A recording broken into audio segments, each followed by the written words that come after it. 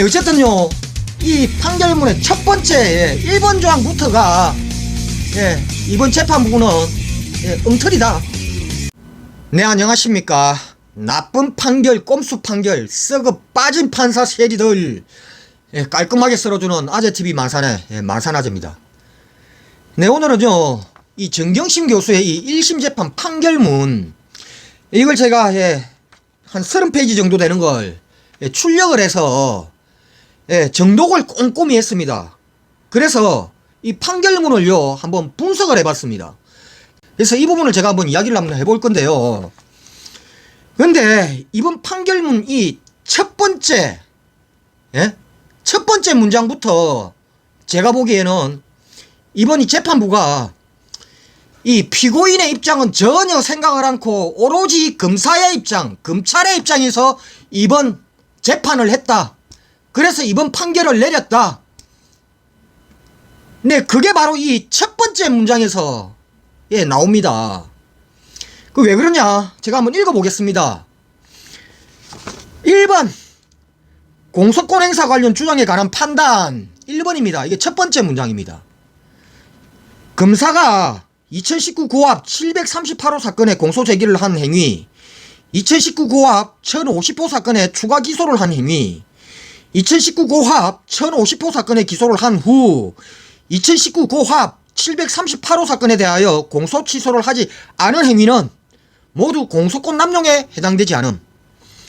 2019 고합 738호 사건의 공소사실과 2019 고합 1050호 사건의 공소사실은 기본적 사실관계의 동일성을 인정하기 어려우므로 2019 고합 1050호 사건에 대한 기소는 이중기소에 해당하지 않음.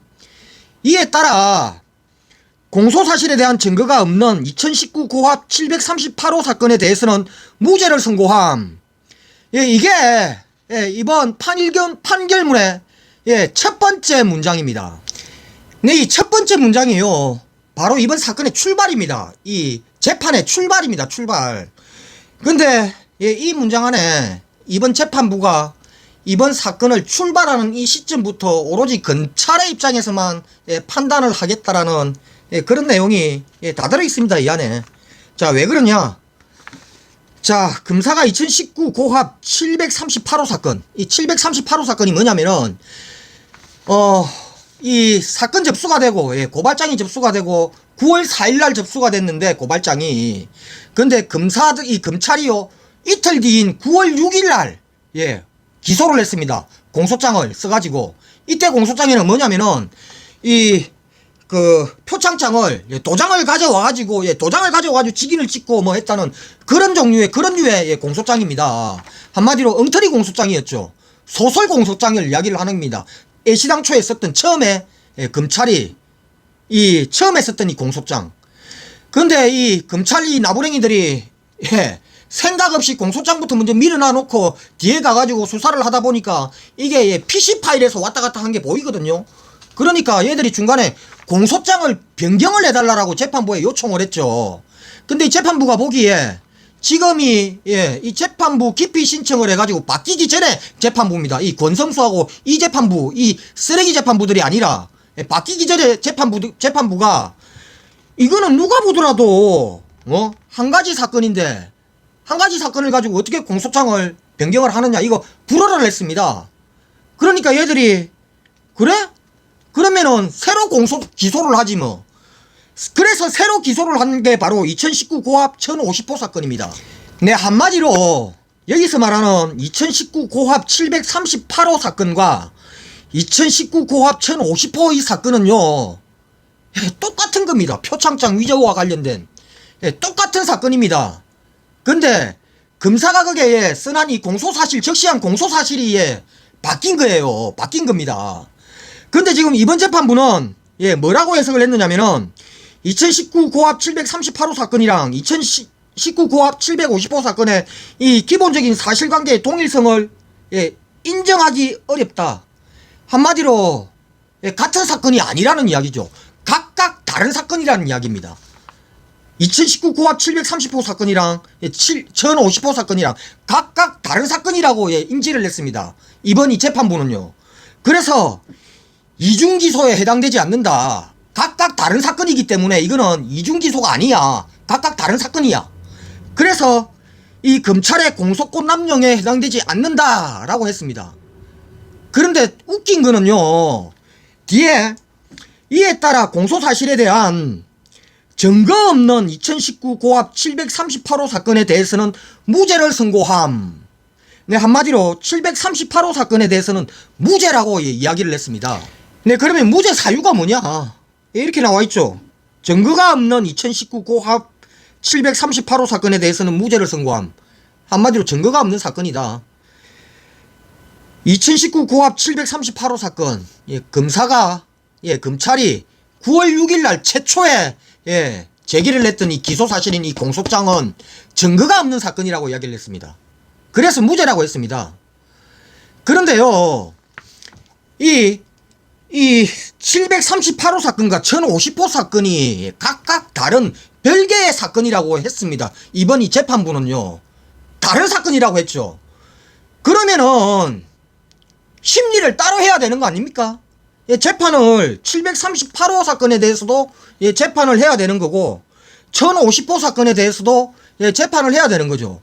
1050호 사건은 그 뒤에 추가 기소, 기소를 하면서는 이 사건들과 병합을 하면서 927호 사건이 되어서 이번에 판결이 난 겁니다. 그러면은 738호 사건도 재판을 해야 되는 거 아닙니까?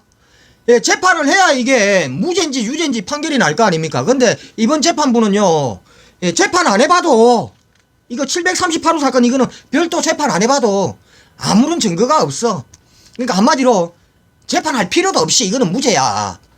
네, 이야기를 한 겁니다. 이 재판부가요.